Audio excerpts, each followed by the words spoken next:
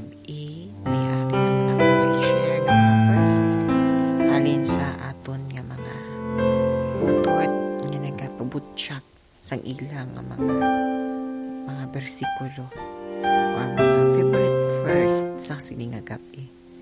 Ang una nga verse ang akon nga ipa-share sa inyo makita ni sa Jeremiah 29 verse 11. Wow! This is also one of my favorite verses in the Bible. No, sa ulo ko ni gani, for I know the plans I have for you, says the Lord. Plans to prosper you and not to harm you, to give you a hope and a future. So manami gid mga abyan, no? Manami siya nga klase sang nga verse sa isa pa ka promesa sang Ginoo diri sa Biblia. So nakaibalo kita nga kalabanan sa aton sa siningang mga panahon. Madamo sa aton ang naga-worry. We are worrying about our lives. What will be tomorrow? Or maybe is aga-worry man ikaw sang past nimo. Sus abyan aton na ipabayi ang past. Miara gani ang ginahambal nga bring the past back anymore. Hindi bala kinakabati kina sa isa ka ambahanon nga hindi na kuno pag-ibalik ang nagligad. So, kung subong basi ikaw abyan naga-worry sang imo nga mga nagligad, I encourage you to leave your past behind. Diba English, no? So, dapat natin pabayaan ang mga aton mga nagligad. So, hindi lamang kita nag-worry sa aton nagligad or sa aton nga mga palaabuton, kundi ga-worry pag naton sa sininga present. So, gisa ga-worry kaganagani sa buwas, ga-worry pa ka sa present, ga-worry kapag sa nagligad mo. So, kung kaisa mabudlay ina ang klase sa sitwasyon. So, why worrying about that, no?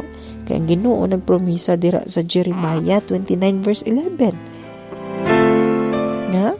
For I know the plans I have for you. So, ang Ginoo kay balugi jaya sa mga plano niya para sa aton.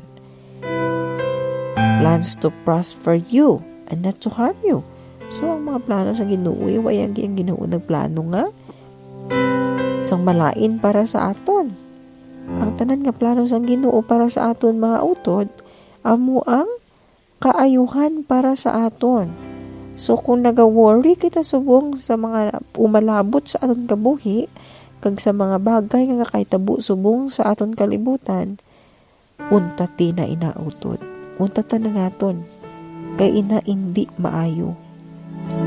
Kag nagapakita lang ina mga utod nga wala kita nagasalig sa aton nga mahal nga Dios.